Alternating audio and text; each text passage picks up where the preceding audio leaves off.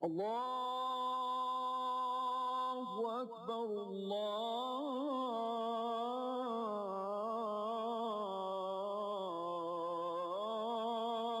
Allahu Akbar, Allahu Akbar, Allahu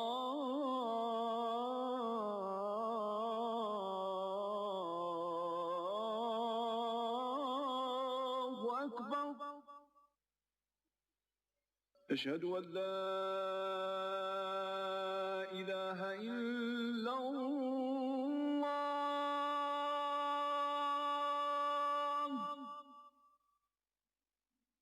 أشهد أن لا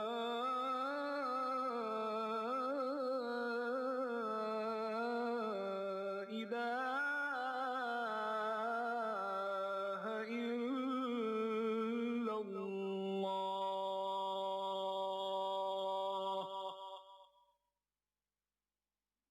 أشهد أن محمدا رسول الله.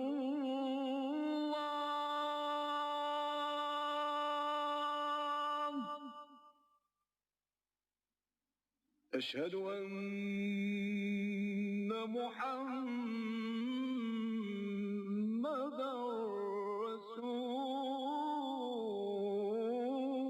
رسول الله.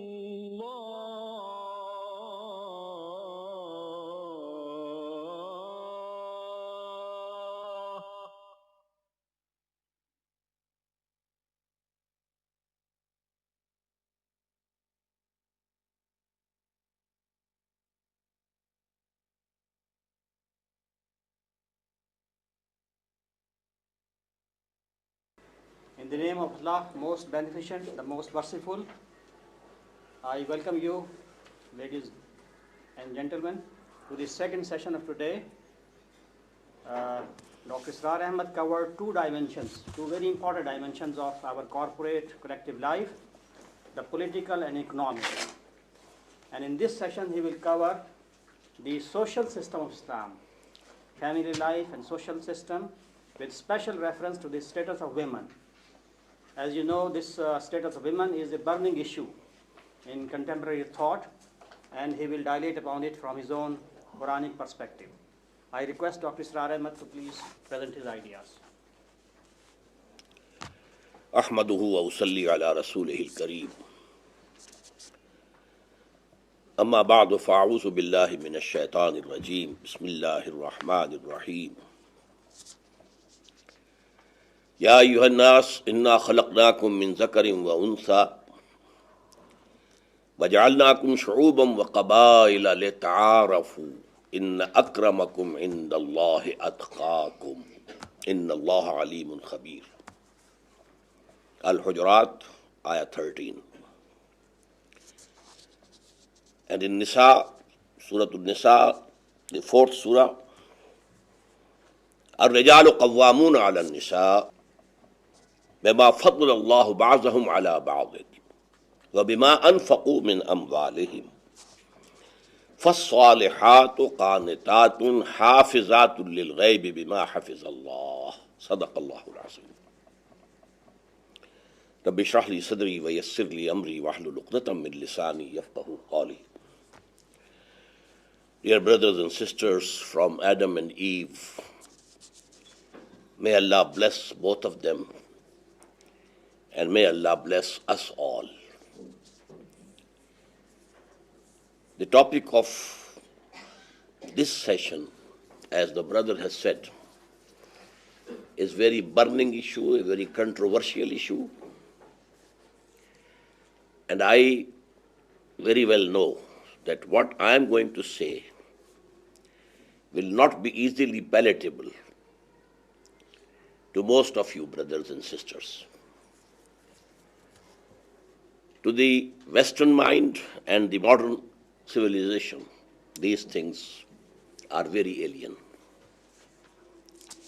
But I want to start on the social system of Islam with the equality of all human beings that the Qur'an has stressed. No one is high, no one is low by birth. There can be high and low on the basis of acquired characters. If you are more virtuous, you are higher level. If you are not so, you belong to a level, lower level. If you have attained great knowledge, you are at a higher level. If you are ignorant, you are at a lower level. But these are the acquired characters. By birth, nobody is higher, nobody is lower.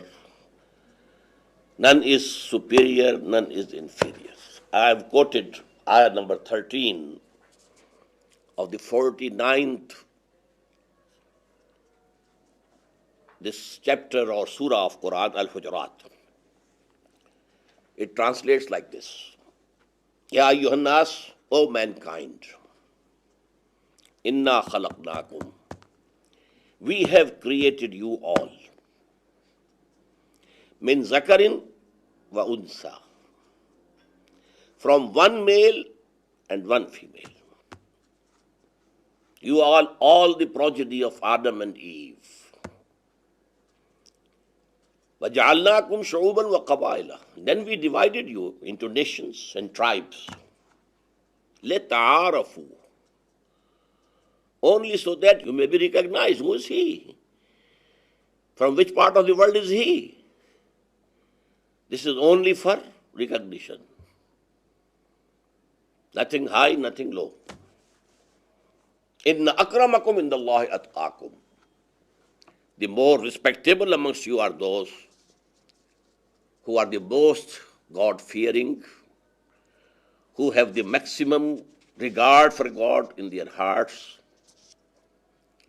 And Allah is Alim and Khabir. He knows everything. He sees your hearts. Not what you say, but what you have in your heart. He knows it. So this equality of humanity, it covers all human beings, males and females, any nation, any color, any creed. Humanity will remain there. This is the basis of human brotherhood. Now this equality, human equality, is that thing which even H.G. Wells has testified and said it was the biggest achievement of Muhammad. And I said even. He criticizes him severely. But in his concise history of the world, when he reaches the last part, last chapter on Muhammad, he quotes from the last sermon, the sermon of the last pilgrimage, the departing pilgrimage. There he said, La fazla li Arabiyyin ala ajamiyyin. There is no superiority of any Arab over any non-Arab. Wala li ajamiyyin ala Arabiyyin. Nor the non-Arabs have any superiority over the Arabs. Wala ahmara ala aswada. Also red and white people, they are not superior to the blacks. Wala aswada ala ahmara. And also vice versa. The blacks have no superiority over the whites. Illa bit taqwa. Superiority or inferiority will be based on taqwa. How much regard one has for Allah. How much he fears for the great and grand accountability of the Day of Judgment. And keeps himself within the limits of the Sharia, not transgressing the Sharia. So, at this point, H.G. Wells wrote, I am quoting, I think, maybe some word might be changed, otherwise I remember it fully. Although the sermons of human equality, fraternity, and freedom were said before also. And we find a lot of such sermons in Jesus of Nazareth. But it must be admitted that it was Muhammad who, for the first time in human history, established a society based on these principles.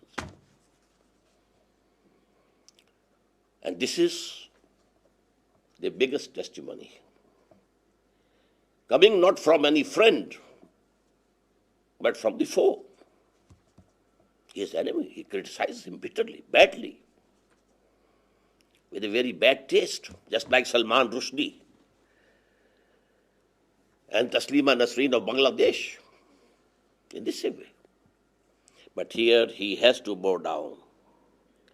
But please note, this passage has been deleted in the recent edition of H.G. Wells' Concise History of the World. The present editors couldn't swallow it. But you will have to refer to some older edition from libraries to find this.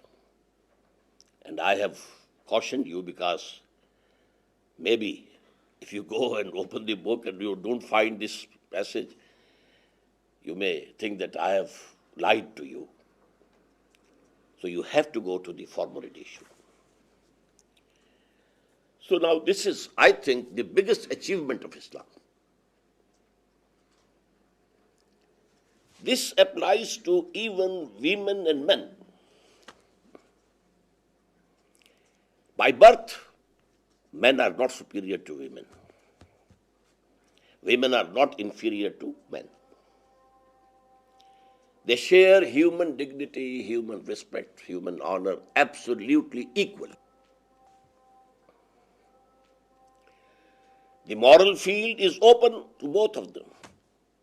They can go to the heights of morality. The spiritual field open to both equally. You can go. If there was Sheikh Abdul Qadir Jilani of Baghdad, a saint, very renowned saint, you must have heard about him. We had Rabia Basriya from Basra. Again, at the height of that spirituality.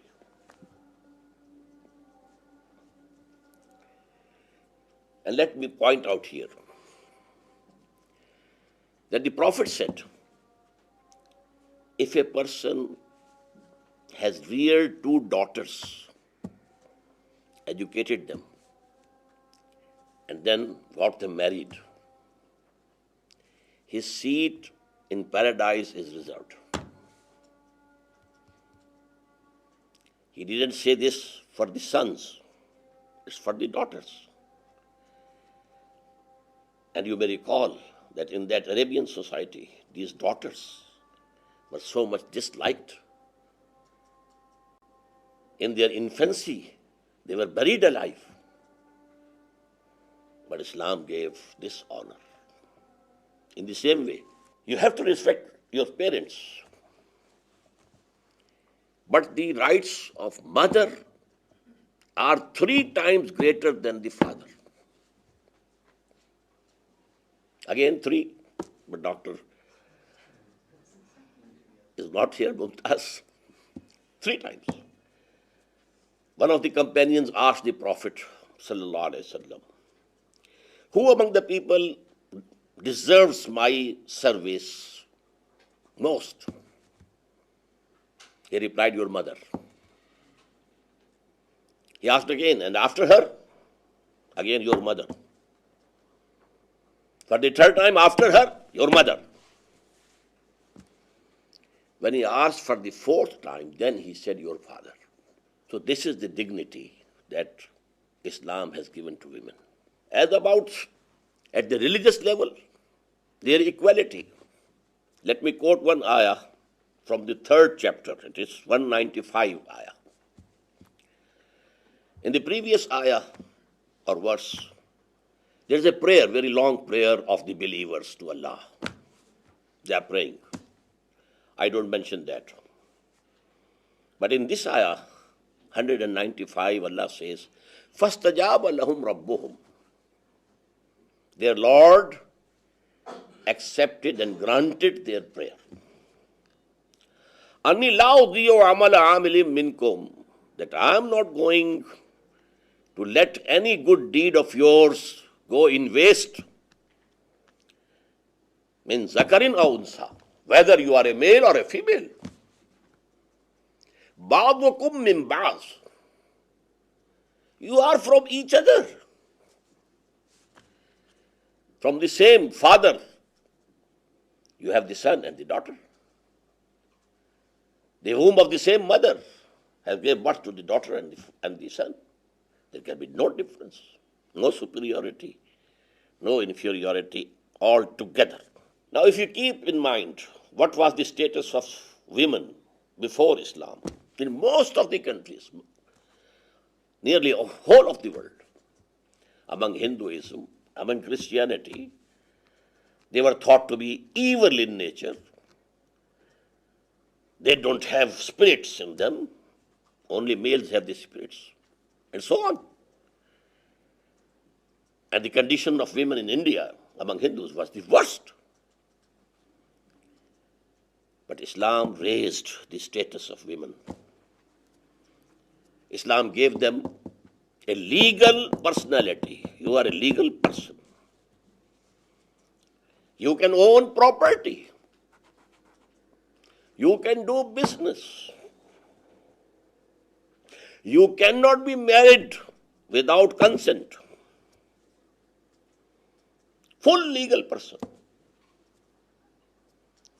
Your parents can arrange for your marriage, but with your consent, not without your consent. Now I come to the third point. The most important feature of Islamic society is the strength of the family system, the institution of family. As an institution, it must be strong. And this is in direct contrast to the modern civilization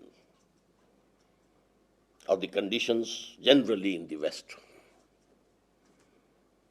This institution has been more or less destroyed. Now, what are the dimensions? First of all, respect for the parents, serving the parents. At 5 places in Qur'an, Allah has mentioned the rights of parents just after His own rights. وَقَضَى رَبُّكَ أَلَّا تَعْبُدُوا إِلَّا إِيَّاهُ. Your Lord has decided that you will not worship or obey anyone else than Him. وَبِالْوَالِدَيْنِ إِحْسَانًا. And He has ordained upon you service, respect, good treatment with your parents. This is one example. إِمَّا يَبْلُغَنَّ عِنْدَكَ الْكِبَرَ إِحْدَاهُمَا أَوْ كِلَاهُمَا فَلَا تَقُلْ لَهُمَا أُفٍّ. If any one of these parents or both reach old age with you, never say even oh to them. Although obedience is not necessary, if they command you something contrary to the Sharia of Allah, no obedience. Obedience is for those who ask you to follow the Sharia. But service, good behavior, keeping your shoulders down before them. Not like this, no. You should keep your shoulders more down before them. وَخْفِضْ لَهُمَا جَنَاحَ الذُّلِّ مِنَ الرَّحْمَةِ. So this relationship, on this basis in our society, parents invest themselves fully in their offsprings. They don't try to keep something for their old age because they have the surety that as we are looking after them, now they will be looking after us when we are old. This is the tradition. Not to put them in old houses so that they can't even meet the sons or the daughters, longing to see the son or daughter. You can keep them at your home because your privacy, you may say it, your independence is limited by their presence over there. No. This family system, firstborn, parents, and the offsprings. Now, among the offsprings, brotherhood between brothers and sisters. Qur'an says there is a relation of womb, rahim, uterus. Your brothers, you are bound by the uterus of your mothers. Try to consolidate it, strengthen this brotherhood between the brothers and the sisters. Number 3, marriage. It is here that men and women are not equal. When a woman and a man, they enter into an agreement of marriage, living together, to start a family, the husband is the head of the family. There can be no institution without a head, one head. You can't have two at the top. If you have more than one, there will be chaos. You can have only one managing director of a firm, not two. But you can have directors, maybe 10, 20, but managing director has to be one. So it is not based on gender, the superiority or inferiority. No. It is the organization. All human beings are equal, but the officer and the peon, are they equal? A minister sitting in his office, and there might be someone standing at the door, at the gate. Are they equal? Are the generals and the general soldiers equal? This is a question of administration, organization. Here, women have to accept the authority of men. Authority. That is why I quoted the ayah 32 from the 4th surah. الرجال قوامون على النساء. Men are rulers over women. Why? بما فضل الله بعضهم على بعض. Because Allah has given some more than the other. The physical strength, that He has given more to men.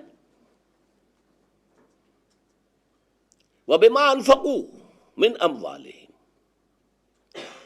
And due to what they spend from their wealth. When they enter into the agreement of marriage, the dower money is paid by the husband, would-be husband. Although marriage is a requirement for women also, just as it is a requirement for men. But he has to pay and she accepts. So here, and then, Islam puts no responsibility of maintaining the family on women or mother. All economic responsibilities, financial responsibilities, they are on the shoulders of men. بما فضل الله بعضهم على بعض وبما أنفقوا من أموالهم. فَالصَّالِحَاتُ قَانِتَاتٌ. So, the good women, virtuous women, they are obedient to their husbands. First, obedience to God and His messenger. That's the basis of religion. But here in the institution of family, wife has to obey the husband. If by any argument or by any appeal she can get something accepted by the husband, it's okay. But if the husband is insisting on something which is not forbidden by Allah, if it is forbidden by Allah, no obedience. لا طاعة لمخلوق في معصية الخالق. There is no obedience for any creation, any man, any institution, anything in the affairs where there is disobedience for Allah. لا طاعة لمخلوق في معصية الخالق. But if it is mubah, it is halal, it is permissible, you have a difference of opinion. Wife has her own opinion, the husband has his own opinion. Now, if the wife can, by appeal or by argument, if she can make the husband agreeable to her point of view, it's okay. But otherwise, she will have to obey. And let me quote here, I was very much impressed when I read in an interview of Sarah Ferguson, when she was going to be married to Prince Andrew. She said, I am not that timid type of woman. I am not going to say I will obey him.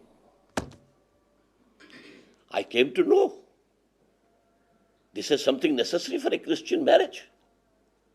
I was delighted. The light is from the same source. In our marriage, a woman doesn't say these words. But the teaching of the Qur'an is the same. You have to obey. And she must have said that I will obey him when she was being married in the Westminster Abbey. Anyhow, for the strengthening of this family, I have told you one dimension, parent-offspring relationship. Second dimension, the brotherhood among brothers and sisters. Thirdly, a strong bond between the spouses. One dimension I have mentioned, that wife has to obey. The second dimension, strong bond of love is required. And adultery, fornication, what to speak of rape, absolutely forbidden.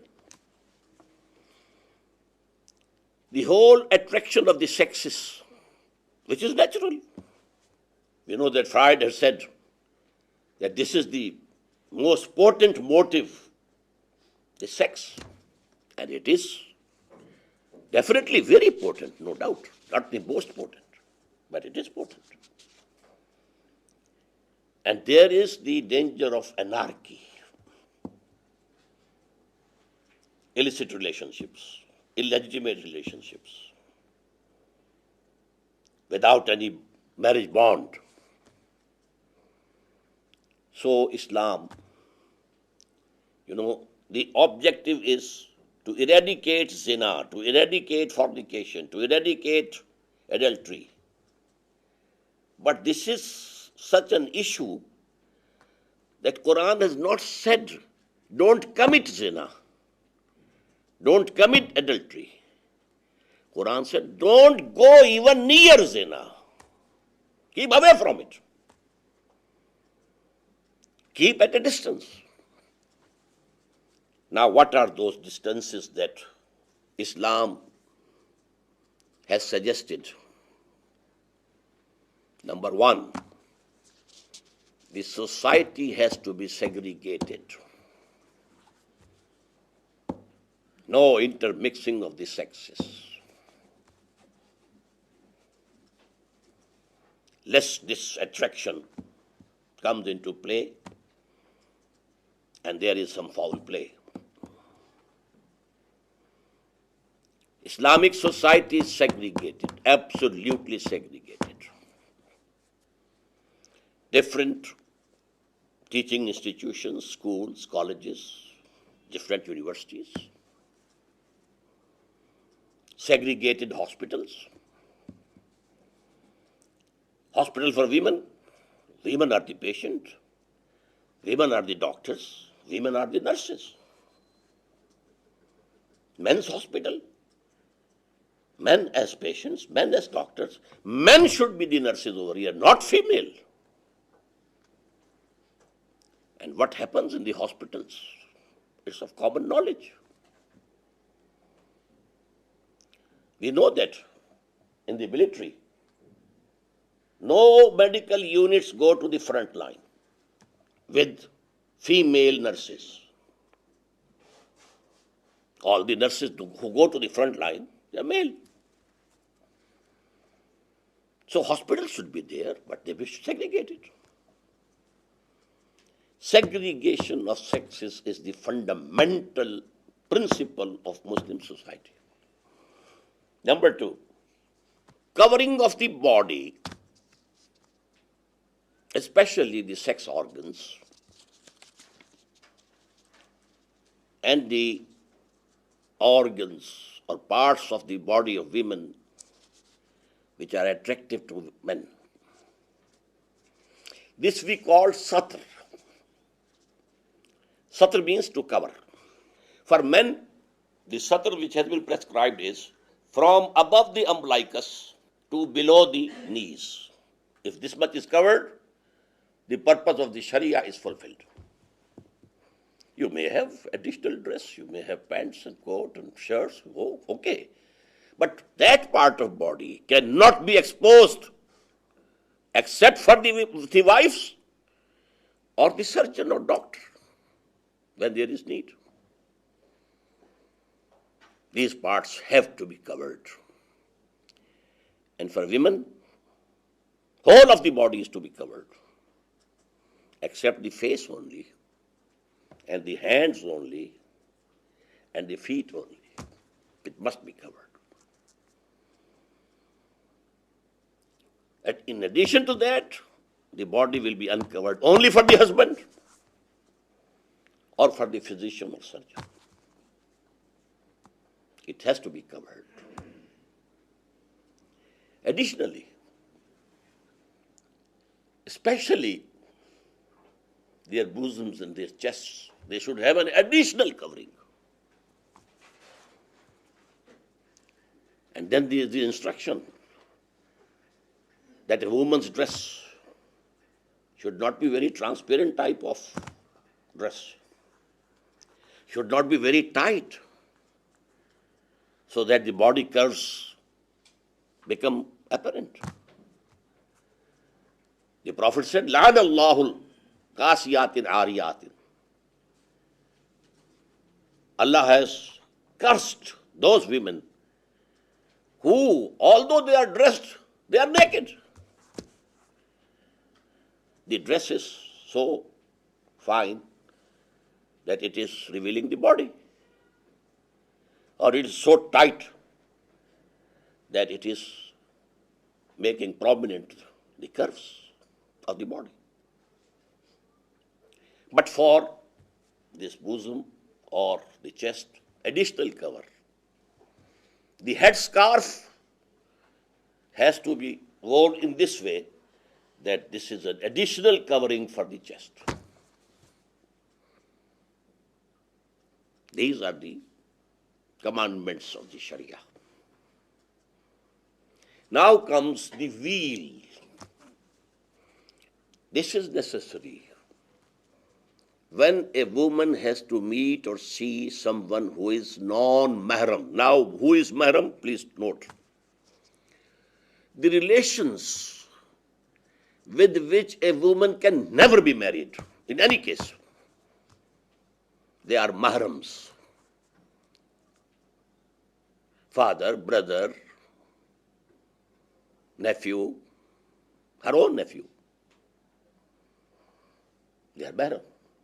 Not her husband's nephew. Her own brother, not her husband's brother. If the husband dies, she can marry the brother of the husband. Mahram are only those with whom a woman can never be married. And there's a list, full list given in Qur'an, in Surah An-Nur. All the other males are na-mahram. They are not mahrams, non-mahrams. And before them, in front of them, a Muslim woman will come covering their faces also. This is my opinion, but there is a difference of opinion on this subject among the legal experts in Islam. But I am giving you my opinion. Why? If we think about the reason why these restrictions, just contrary to what is happening in West, men fully dressed and women half naked. It's just the reverse of what Islam says. And what is the reason? I told you. To put obstructions in the way of zina, illegitimate sexual relationship, obstruction. Don't have those conditions where you find chances for this. So these obstructions have to be far and wide. And these are the obstructions. Then I told you what is the aim? Strengthening the family. If a male has seen some female, some woman, very pretty, very attractive, and now he is thinking about her, what's the result? The bond of love between him and his wife is weakened. Family becomes loose. Islam wants a strong family. The attraction the both sexes have for each other should be focused on the spouses only. That's all. The stronger this bond of love, the stronger is the family. And healthier are the environment for the upbringing of the children. A children being brought up in an environment where father and mother are in deep love, they have deep regard for each other. They have mutual confidence for each other. These are the positive environments for the upbringing of the children. And where there is distrust and they don't love each other. But note, Islam allows a divorce. If you are not compatible with each other, somehow you can't go together. Don't keep on quarreling and fighting and fighting and quarreling. You can separate. But husband has the authority to divorce. Wife does not have the authority to divorce. She can get divorce through the agency of a court or the elders of the family. Not direct. As I told you, in this institution of family, men and women are not equal, not equal. I admit it plainly. So now there can be an objection to it regarding the economic conditions of the society. Do you want that your women folk shouldn't work? Shouldn't help in the economy of the country? No, they can work.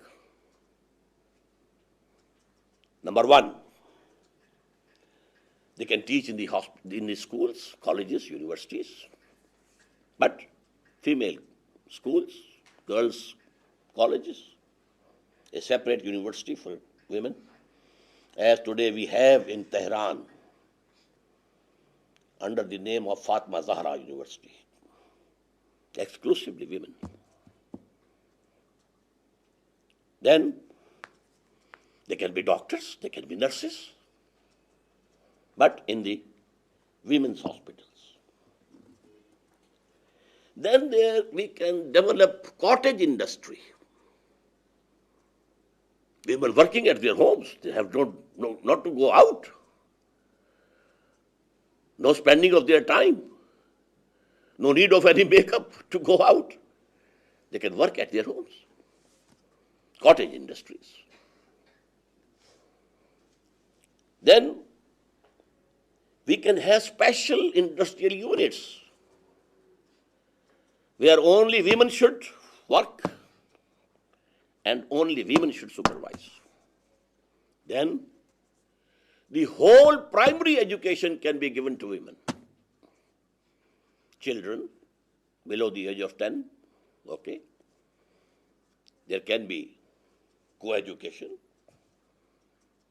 and give it to the women. Don't hire any man as teacher at that level.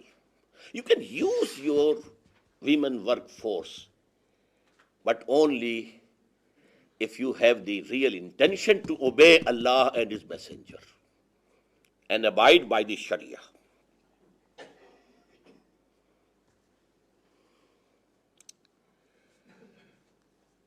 What has happened in West is the destruction of family. Clinton said in his New Year's message, I think 2 years before, very soon the majority of our nation would be bastards. He didn't use this word. He said born without any wedlock. This is the society. And this is the testimony of the President of America. And this family life, it has deteriorated and been destroyed to an extent. Now Bush says marriage, marriage, marriage, marriage. The males are not ready to marry. Why?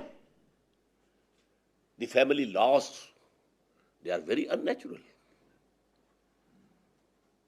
As soon as you divorce your wife, half of your property, everything goes to her.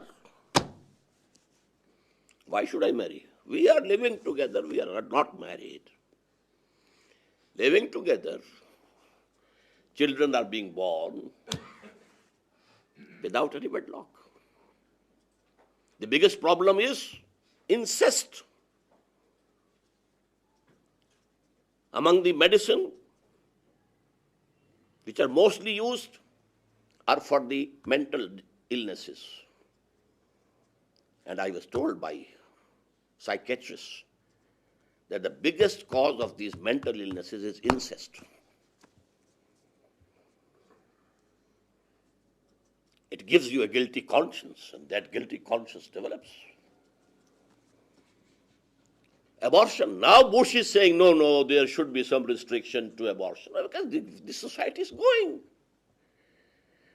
But when the Pope visited, there was a demonstration by women against him because he is in favor of ban on abortion. You know, the Beijing +5 conference held under the United Nations Organization, General Assembly, social engineering. But that social engineering is in the direction to destroy this family structure at all. A prostitute has to be respected. She is a sex worker. Why do you say something wrong about her?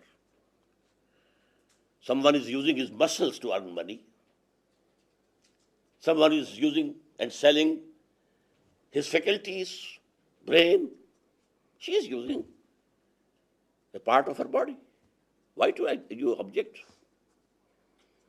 Homosexuality, just going against nature, destroying nature. And now homosexual marriage is recognized. A man is a husband, a man is a wife. A woman is a husband and a woman is a wife. This is the depth to which the social structure and the social system of the West has gone down. It has to be restructured. It has to be re-engineered, but on the lines that I have put before you. And this is the Islamic social system and the status of women in Islam. Thank you very much for the attention that you have paid.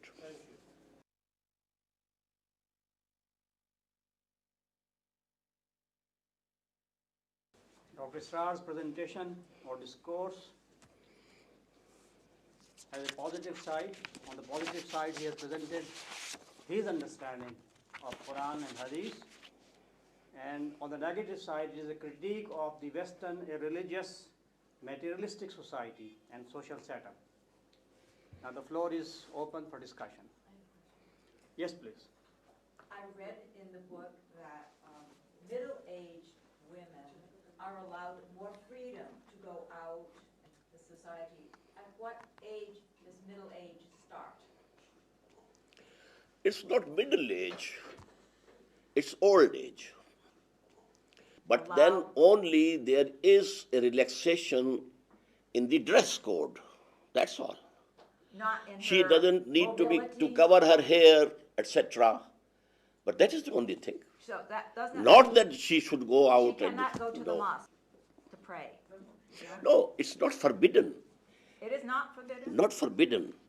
But we have to have separate lines in the mosque for the women, Okay. not intermixing. And the lines of the women have to be behind. So there are restrictions about that. First of all, I want to thank you for your clear lectures, and I think it's very important for us in the West to understand Islam, and your presentation of it was very helpful to me. So I really want to thank you. I'm grateful for being here, and it's an important event in my life. Thanks. One of the things that I'm interested in is to know whether in the Muslim world, have there been any empirical studies about the happiness of families? Do you know that Muslim families are so much happier than families in the West, empirically? Because I cite this because of the experience we had when we went to Afghanistan, where women have been, pretty much subjected to some pretty terrible treatment in terms of not being allowed any educational opportunities and being treated pretty much like chattel. I mean, at least that's the experience I've been getting, I've been reading. And even in today's newspaper that came through the auspices of the hotel, there was an article that talked about the sadness that families felt when daughters were born into their home. And the idea of having daughters rather than sons seemed to be a very negative kind of experience for Islamic families. And I just wondered what your reaction to those kind of ideas might be. Actually, we Muslims are not practicing Islam fully. And we are under the influence of our Hindu background on one side and the Western civilization on the other side. We are between the two and not practicing Islam. Now, according to Islam, a widow must be married. If she is not very old, must be married. Islam doesn't like that you should remain bachelor. Marry. This is nature's demand. If you don't marry, you will go astray, this way or that way. So actually, now the happiness of the family, I have discussed, I think, the respect for the elders and the parents, and then the parents investing whole and soul into their offsprings. They don't keep anything, saving anything for their old age, no. So everything has a result. The psychology is different. About Afghanistan, you are misinformed. During the Taliban period, actually the co-education was finished and stopped. And they had not till the time to establish girls' schools and girls' colleges. They were not against the education of girls and women. Actually, they didn't have the time. So they didn't stop the education, and then they don't prevent women from education. They had the plan to start girls' colleges, girls' schools, etc., etc. I might have missed some of your point. Well, I just wondered if there were empirical studies. I mean, you've sort of announced to us that Muslim families are happy, but is there any documentation scientifically or empirically that that is the case, any more so than in the West? No documentation. But I think this is the general feeling of all people in the West and East. Yeah. The family structure in Islam and among the Muslims are still, to this date, although there are influences from the East and from the West. My point is that in the West we know that families are unhappy, that marriage is in trouble because we've studied families. So it's been a kind of empirical study. We know this. I don't know that it's true in the Muslim world. But here, the percentage of divorce is very little, very small. Once married, you are married forever. The whole life. That doesn't necessarily make for happiness. Yes, why not? You will remain together if you are both happy. Can I say one thing? A comment. Now, Let me follow this. If people stay married together, that means they may be happy. Yes. It also could mean that they may not be happy.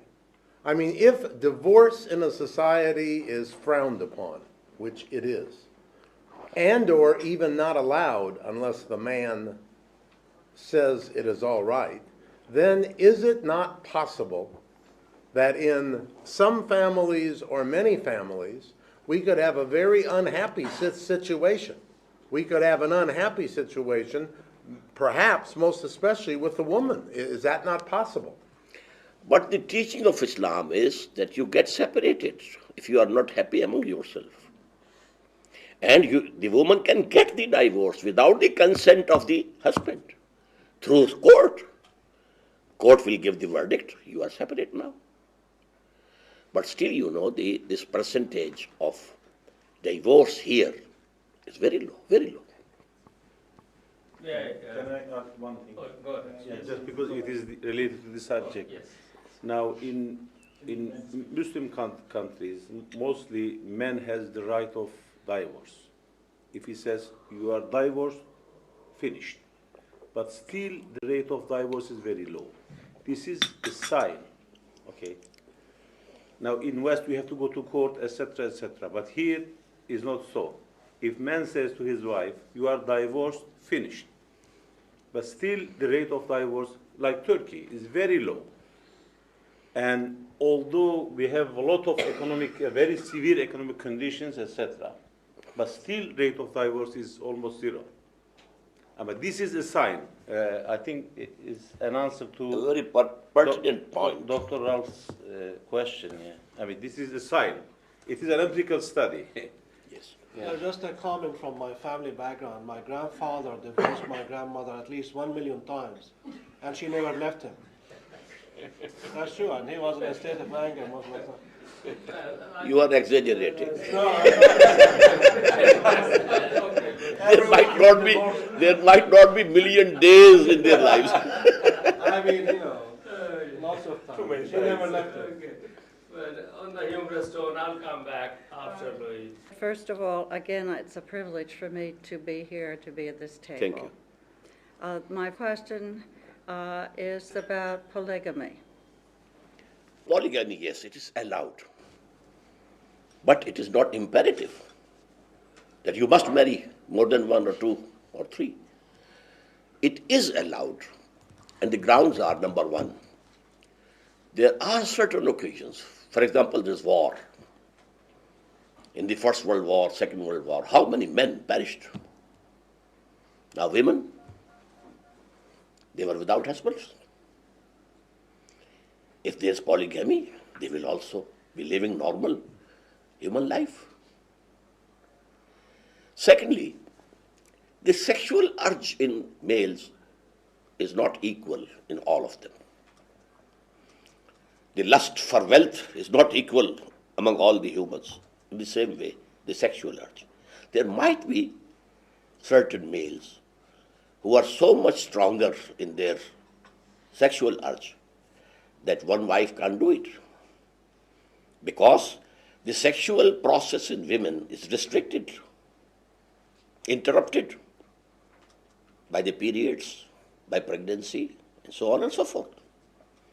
So polygamy is natural, but it is not essential. So this could be one of the reasons for the lower rate of divorce then? That?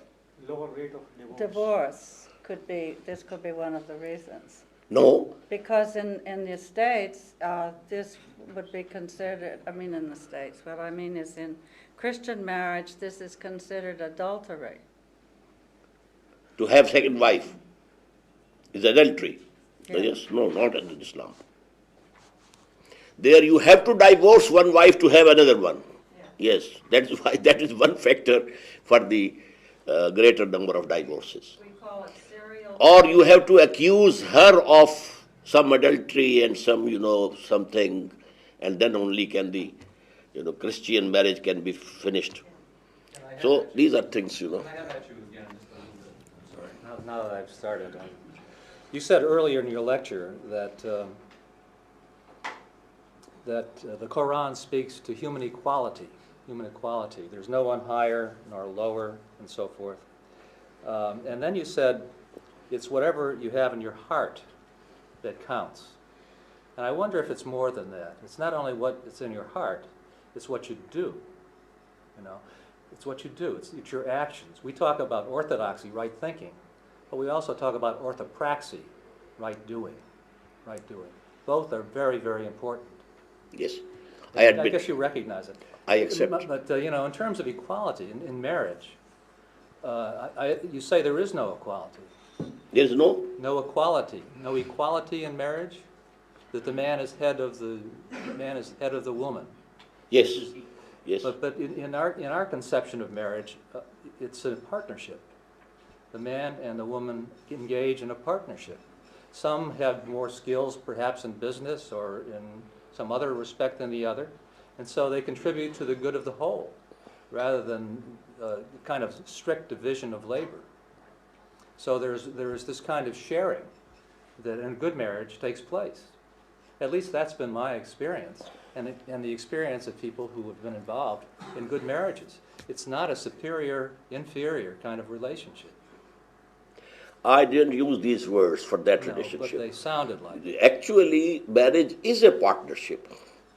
But even in partnership, if you have a common business with your friend, maybe you own 2/3 and the other one 1/3. So equality in authority and in rights, in the administration of the family, that is not there. You have to have one on top. Otherwise there will be chaos. No, I don't agree. At least that's not been my Yes, you are free to disagree. It's not for me to say? Okay. Mr. Nirmal Singh, please. Well, firstly, I something in a lighter vein. So I was thinking that there is a window of opportunity for me here in something that you said, that if you bring up 2 daughters, educate them, and marry them, you have a place reserved for you in paradise. My wife and I, we have done it for 3 daughters. But you have to be a Muslim to qualify for that. Well, but I thought that with 3, a second-class citizen might make it. You need to have another one because you are 2. Dr. Ian Markham. I want to just focus a little bit on your social segregation part of your talk, where you talked about the fact it's very important in the Islamic society that the sexes are kept separate. And that includes education and hospitals and universities. All spheres of life. All spheres of life. Is there any theology in Islam which would stress the fact that when God created men and women, God created two genders that bring different insights, different perspectives, different ideas, which can complement and enhance the other. And that therefore, in social relations between the sexes, it's good that they're often together, because it means that the ideas that shape an institution or an organisation have the different perspectives of the two genders, which enhances life generally. And isn't there any sort of idea that there's something rich and captivating about the diversity of God's creation, and the fact that we ought to enjoy that sexual gender difference as part of that diversity? Enjoy your wives, not others. Well, Actually, God has created and God has given us the law, the straight path.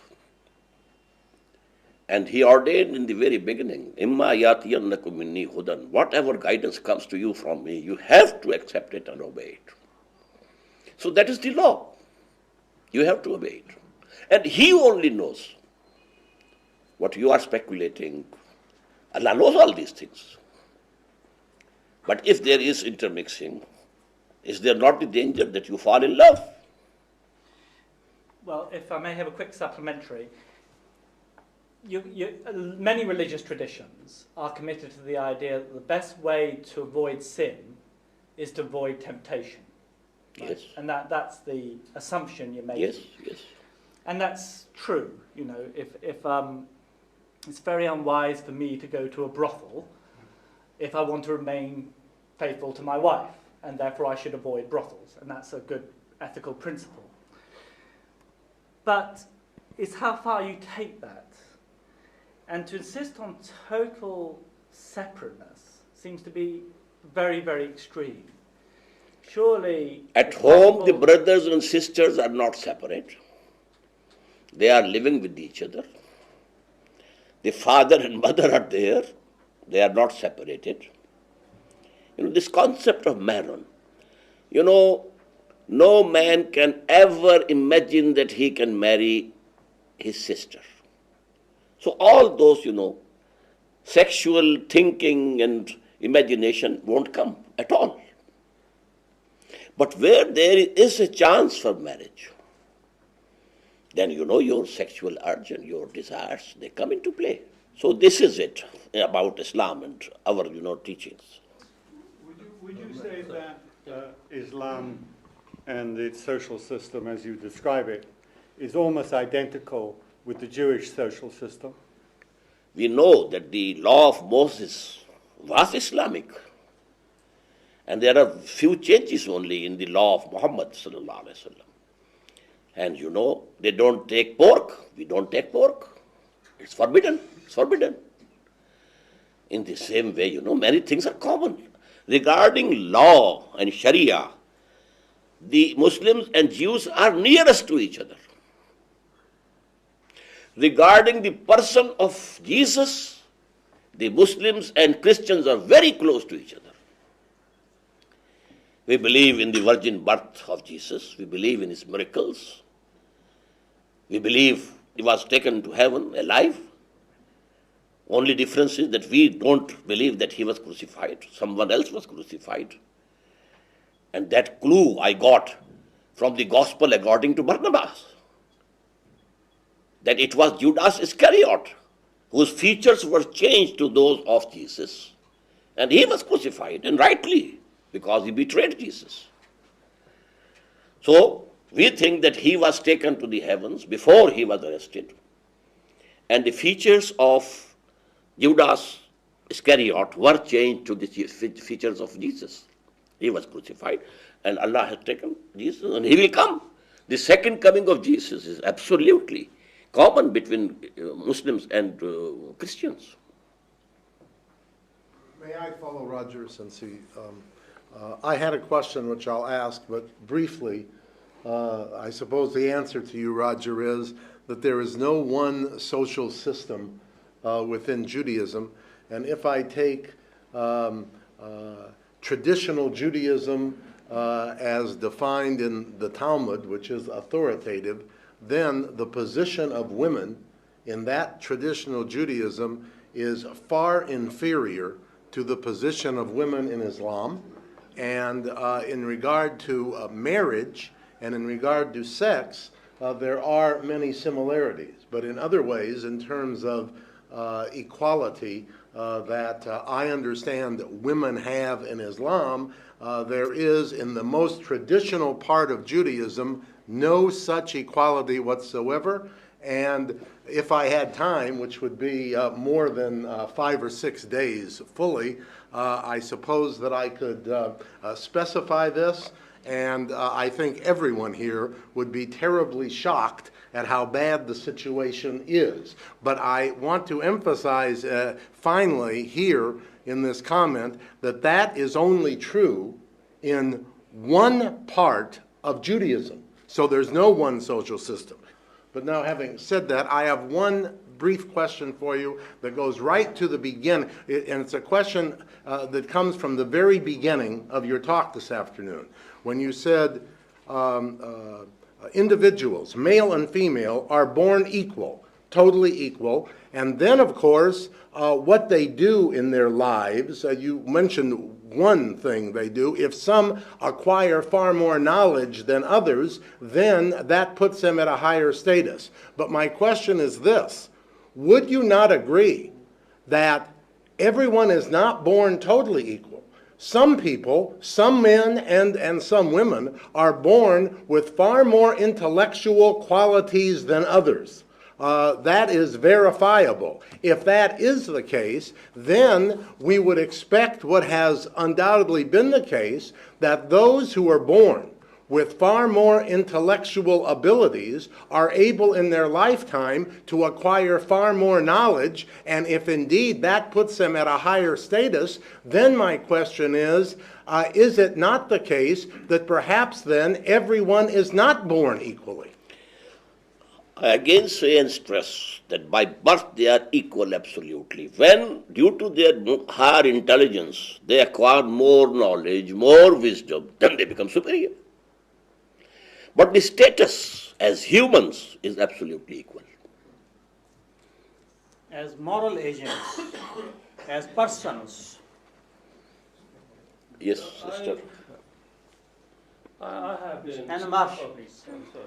If adultery is committed, what are the consequences? If some unmarried person, male or female, commits, then there are stripes, 100 stripes. If a married man or woman commits it, then he or she is to be stoned to death. And this is also, is this the case in Judaism also? Stoned to death? Is it there? It was. It was. No, that's not why I'm hesitating. I'm hesitating because it has happened.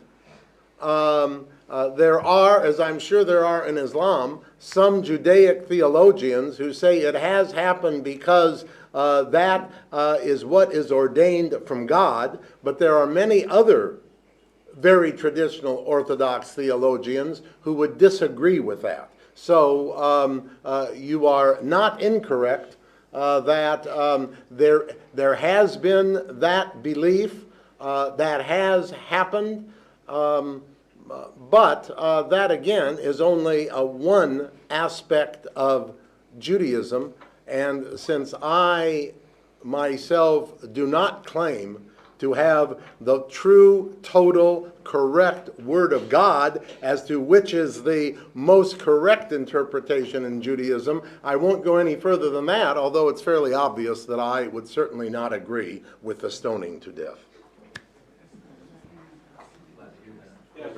Colleen. Please. Yes, Dr. Israr, thank you very much for your lecture tonight and all these days that we've been with you. Thank you. I would like to ask a couple of questions and also make a statement, but I'll leave the statement until after you've had a chance to answer the questions. My question has to do with the issue of divorce. And the other, that's one question. Can you delineate some of the consequences of divorce if a man seeks divorce versus if a woman seeks divorce? Maybe that would be instructive for everyone, because there are differences. And could you also talk about, it just flew out of my head, consequences of a man seeking divorce versus a woman seeking divorce from her husband? Man doesn't seek divorce, he divorces. Right. He has the authority to divorce straight off. So the consequences But a woman for him. has to seek divorce, and we call it khula. And she have to surrender total or a part of the dower money that was paid to her at the time of marriage. So that is the law in Islam.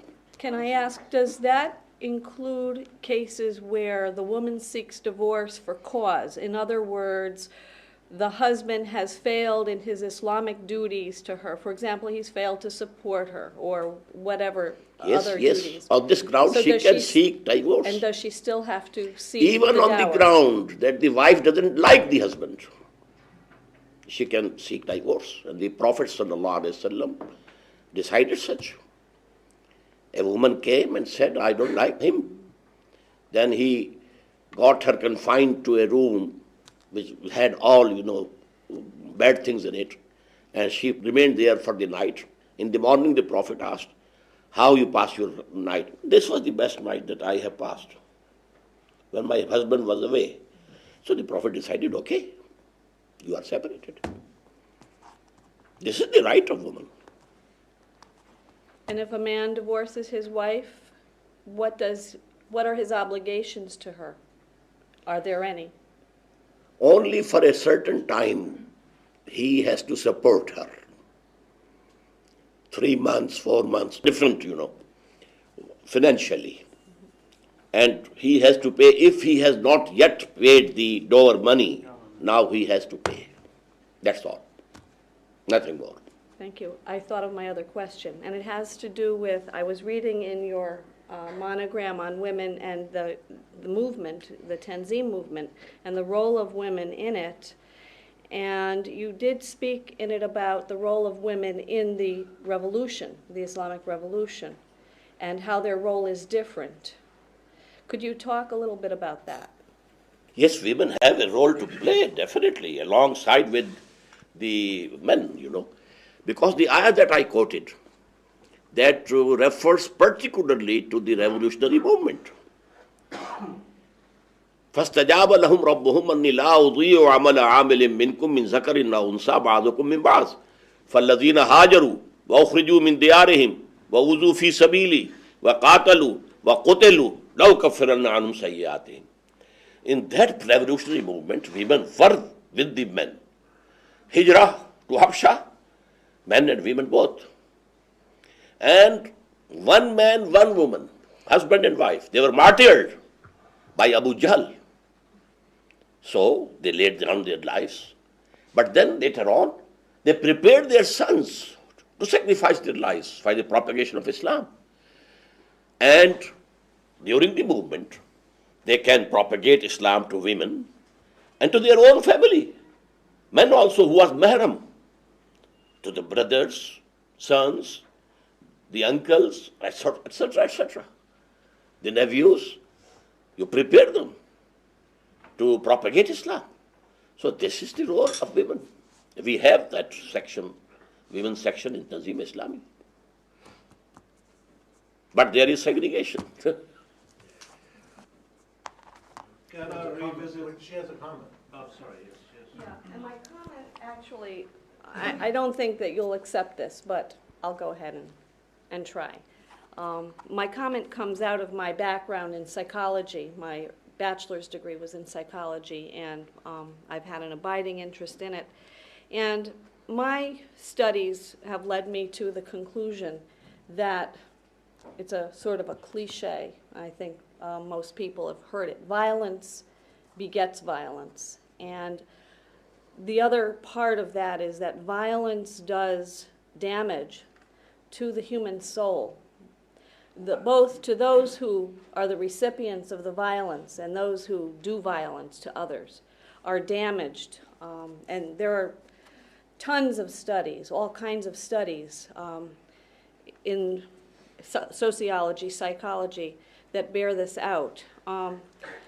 When we think about revolution and we think about the suffering, the inevitable suffering on all sides that occurs in revolution, the revolution you talk about, I worry that there would be irreparable damage to human beings, to children, to the psyches of men, women, and children. And I wonder how a good society can come out of beings that are so severely damaged. We know that even in a family, when children are the recipients of violence or women are the recipients of violence in a home, there's damage that never goes away. And that is just, could be beatings, could be abuse of various sorts. Imagine the killing, this kind of violence that revolution inevitably brings. So I worry about this, and I worry about this third stage of your program. And I'd like you to comment on it. Well, actually, that will be discussed tomorrow, but right now, then we shouldn't punish any criminal. Why to send them to jails? They are damaged psychologically. But for the good of the society, you have to do it.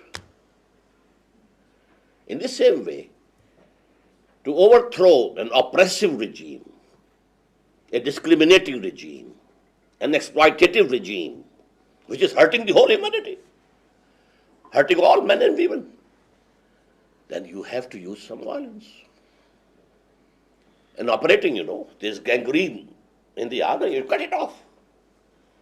For the benefit of the total body, you have chopped off the arm of the person. So this is a normal procedure.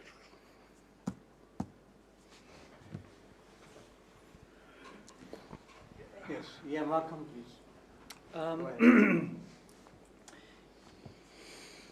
We haven't used the word feminist yet, feminism or feminist. And I'm very sympathetic to feminism. And I think I'm sympathetic to it for two reasons. The first is that it's clear that in a society where men have had a lot of power, the treatment of women has not been good. And I worry that one outcome of the theology that you've expounded is that women will end up being servants or slaves of the man at home,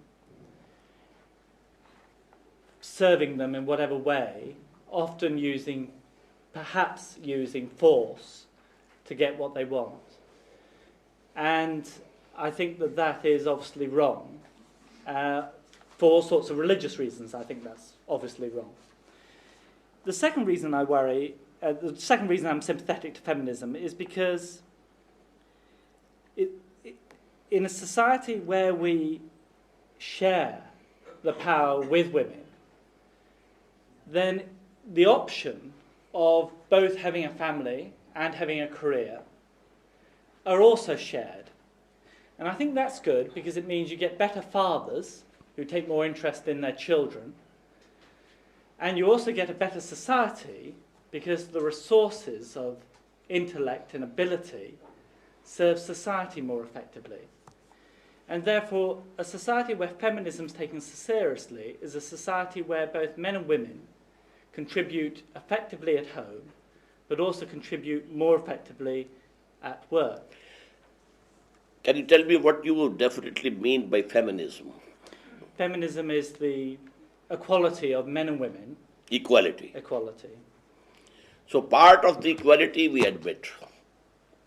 But as husband and wife, they are not equal. And if the wife is not ready, she can get divorced. But the discipline of the family is more important. And there are two sides. One is legal, the other is moral. Morally, Qur'an and Hadith, the Prophet say, be kind to the women, be lenient to them. The best among you are those who treat their women folk in the best way. This is the moral education. And both things go side by side. As I told you, if there is separation, the children belong to father, legally, not mother. But, as I told you, regarding respect and service and doing good, the mother is 3 times more than the father. So you have to balance. The law is there, and then the moral teachings are there. Roger.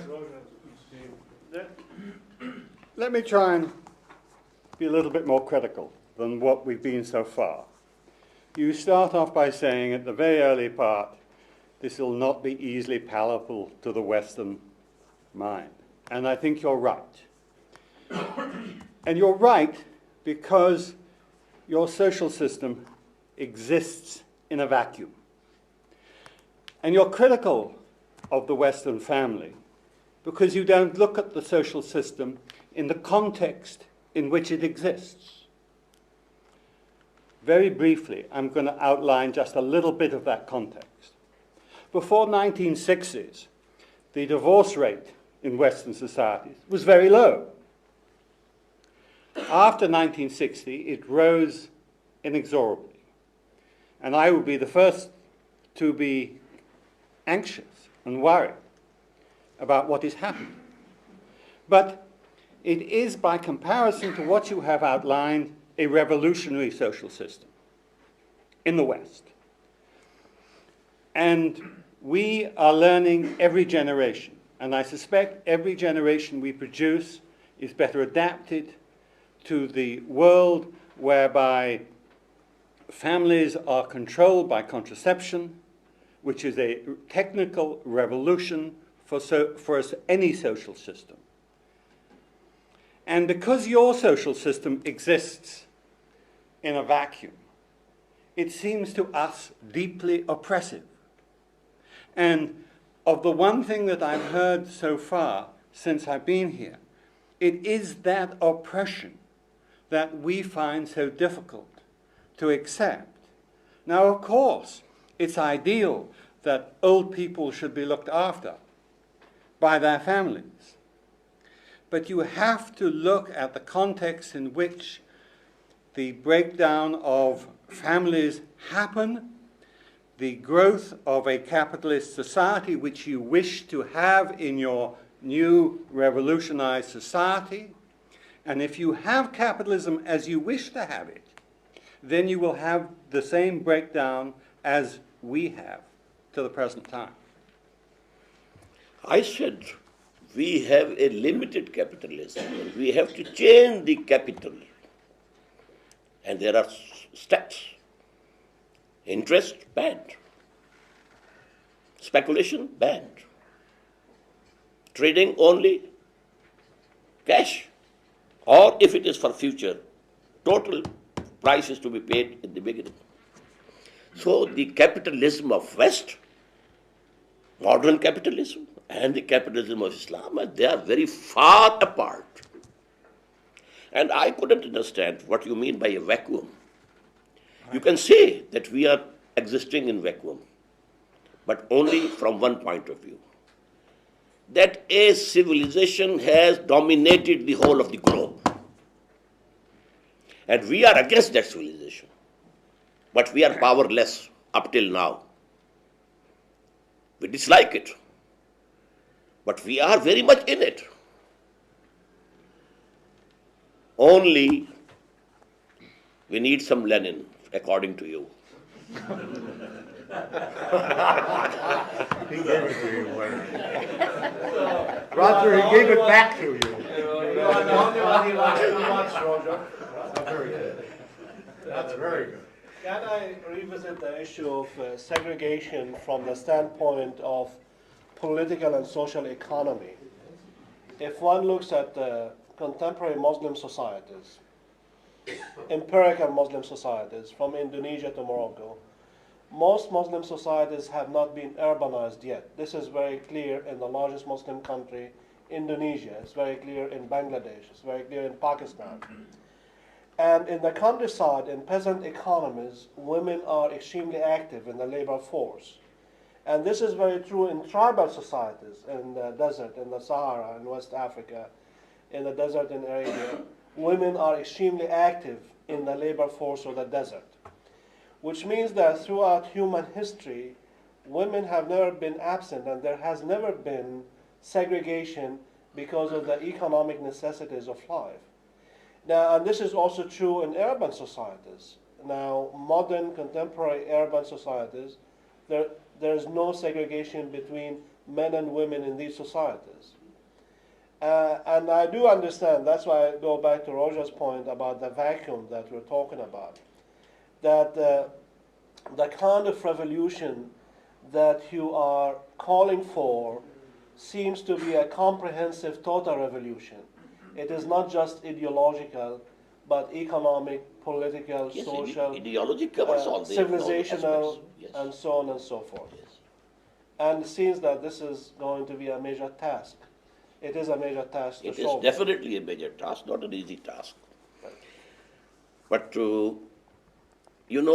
I have seen in the Arabian desert women taking a row of camels, but fully clad, their faces hidden, their hands in gloves, their feet in socks. They were working. In our countryside also, the women, they are not doing any makeup. They have all their body covered up. The satar is there, and they have to work with their men. Where their men are there. Yes. In the field, their mahrams are there. So actually, if we take the whole situation as a whole, it's not very far off. I do want to revisit this, the power relationship within the family structure, because I find that the key words are obey and obedience. The key word is that the man will be provider. The key word is that a woman will obey and be obedient. Now, and I'm so glad that Ibrahim brought out this fact that women have been and continue to be major economic contributors to family income in all segments of society, irrespective of whatever their faith persuasion may be.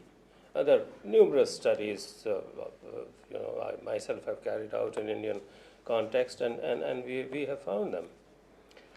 So what I therefore conclude from that position is this, that the man really has not been a provider the way it was expected the man should have been. The women have had to go out and work, and at the same time we place upon them the burden of rearing the family to bring up the children. And if I know the Indo-Pak men, which I think I should know, then we think, my mother thought that sons were God's special gift. And that there is so much of evidence about the infanticide of females in this subcontinent. So men don't want to do much more than what they are doing. The burden is continuously transferring on to women, and they have carried it ever so long. I really don't know why they want to go out and work. I really don't know why they want to go out. I think they should possibly agree with you and say, hey, tell these men to be good providers before they ask me to obey them. I agree with you, brother. The burden has to be borne by the males. And let me state here, this is the worst exploitation of women. They bear children, they suckle them, they rear them, and they have to go out also to work. A stay-at-home mom is the biggest blessing for the children. We are actually So we need we are exploiting. revolution here. So I am always I think speaking of a so. revolution. We need a different kind of revolution here, altogether different kind, where we bring One about... aspect of that revolution you dislike, but the other, you like it. We should continue our dialogue. I have a question here. In an ideal Islamic society, perhaps you touched upon that, and I may have missed it, but would women be allowed to vote for a president or someone, let's say? I said in the morning, yes, they will vote. And women who are beyond that age can also be elected for the parliament. Yes. The age which sister referred, Okay, just another quick question. Regarding women and if they were permitted by the husband to work, would she be expected to share part of her wealth or earnings, I should say, with the husband?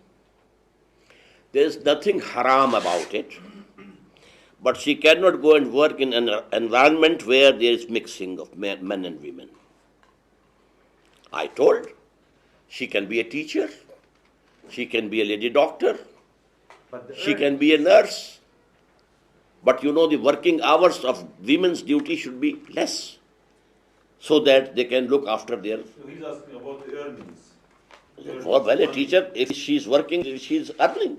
Yeah, is he going to share it with her husband or not? Is she expected to share the earnings No. with the husband? No, it will be her. But if she does it voluntarily, it's good. That's a different story. Thank you. Dr. Markham, last question maybe. It's been Yes. it's been generally accepted that between 5 and 10% of the human population, in whatever country they live, are homosexual. About 5 to 10% of the population is homosexual. How would Islam regard these people? How would they? It's a very big sin to be punished. How would they be punished? That can be a ta'zir, A punishment can be fixed by the state. It has not been mentioned in Qur'an.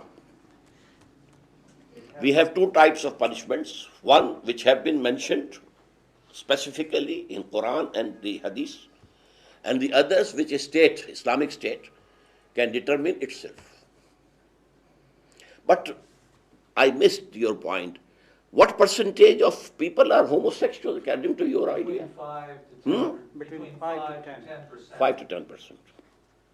Actually, if I may make a comment on this, I have just read a hadith which is authentic, in which the Prophet said, in this instance, when two of same sex commit, homosexuality or, this sexual relations, then the doer as well as the one who is they should be killed.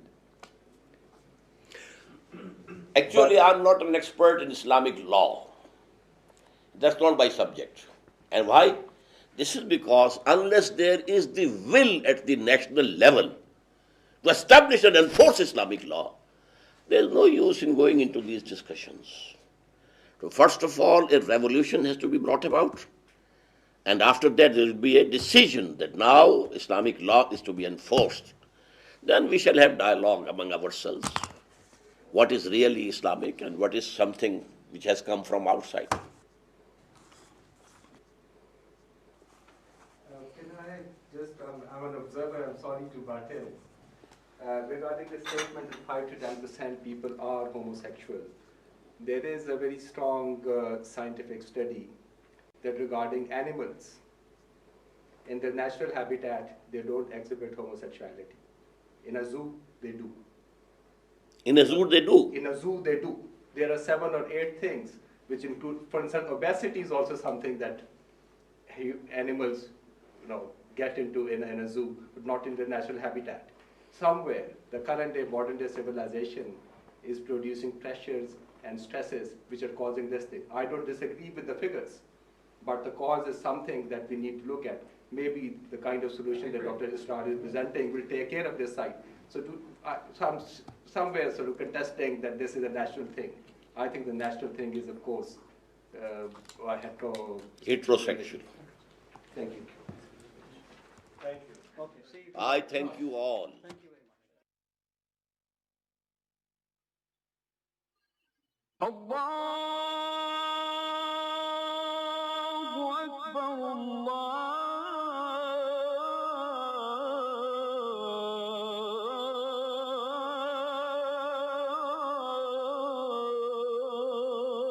أكبر لا